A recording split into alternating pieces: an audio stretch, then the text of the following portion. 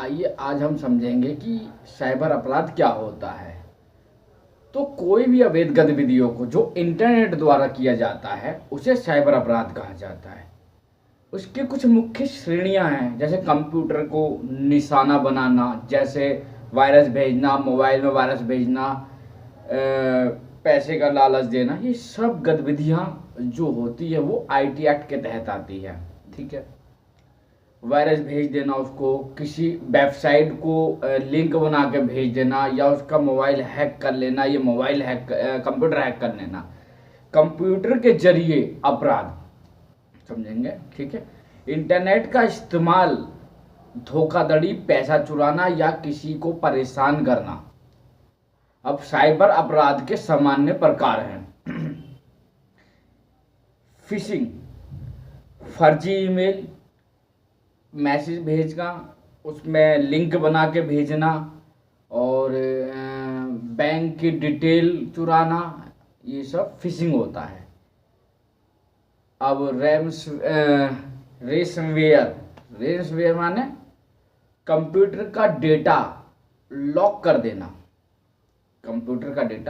देना, उससे फिर पैसे की डिमांड करना। अब साइबर बुलिंग क्या होता है? साइबर बुलिंग होता है सोशल मीडिया पर किसी की कमेंटबाजी और धमकी देना, या अश्लील वीडियो बनाना, अश्लील फोटो भेजना, जिसे साइबर बुलिंग बोलते हैं। पहचान चुराना, आपकी निजी जानकारी चुराकर आपके नाम पर गलत आईडी बनाकर उस पर गंदी फोटो बनाना, वीडियो भेजना, ये सब साइबर अपराध के अंदर आते हैं। ठीक है। ऑनलाइन फ्रॉड, कम कीमत का लालच देकर और उससे पैसे ठगना, पैसे मांगना, उगाही करना, ये सब साइबर अपराध में आते हैं। अब इसको क्या बोलते हैं? सूचना औद्योगिक अधिनियम इन्फॉर्म 2000। ठीक है। Information technology act 2000। अब ये इसकी सज़ा कहाँ लिखी है? तो इसकी सज़ा बीएनएस में दी जाती है। किसी को ना पता हो, जो उसकी सज़ा जो है बीएनएस में दी जाती है। बीएनएस के तहत ये अपराध माना जाता है। ये अलग एक्ट तो है ही है, इसमें जो सज़ा दी जाएगी वो बीएनएस एक्ट के तहत दी जाएगी। अब आइए जो इसमें धाराएं हैं, तो पहला तो 66D हैकिंग में आता है। आप किसी का मोबाइल हैक कर लिया, आपने किसी कंप्यूटर हैक कर लिया, किसी के इंटरनेट को हैक करके पासवर्ड चुरा लिया, उसमें चला रहे हैं आप अपना, तो सब हैकिंग में आता है ये।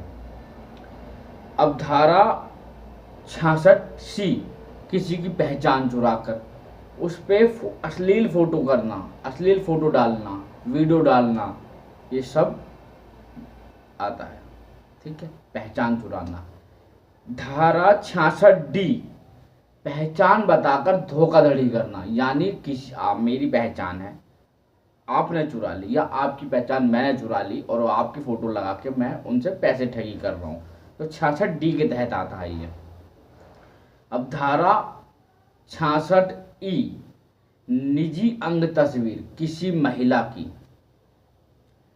महिला की आपने पूछ के या बिगर पूछे या कैसे भी करके आपने उसकी फोटो ले ली, वीडियो ले ली और अपलोड कर दी, तो ये अपराध है, अगर उसे पता हो या ना पता हो, जब भी अपराध है।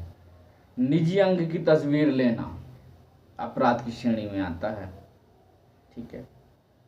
अब धारा 66F, देश की सुरक्षा को खतरे में डालना, देश की सुरक्षा को खतरे में डालना, ये भी एक अपराध है। आजीवन कारावास है इसमें सजा, कोई जुर्माना नहीं, कोई बेल नहीं जल्दी। ठीक है। अब आ जाओ सजा किस में मिलेगी? तो भारतीय नागरिक बीएनएस बोल रहा हूँ मैं ना। ठीक है। बीएनएस की धारा 318 में ये जो चोरी, किसी की पहचान चोरी करना, फर्जीवाड़ा करना, 420 करना, जो भी अपराध है ये जब 318 में आता है, 420 में काउंट किया जाता है, पहले 420 था। ठीक है। अब साइबर स्टफिंग, किसी महिला की ऑनलाइन पीछा करना। जैसे आपने क्या करा, किसी महिला को इंस्टाग्राम पे देखा और आपके साथ में कलीग्स काम कर रही हैं, मान लीजिए किसी ऑफिस के अंदर कलीग्स हैं आपकी, आप उसकी फ़ोटो, आप उसे लाइक करते हैं और आपने क्या उसे बिगर पूछे उसे देखा और उसको पता लग गया कि वो मेरी वीडियो देख, नोटिफिकेशन चला गया या गलती से आप चला गया।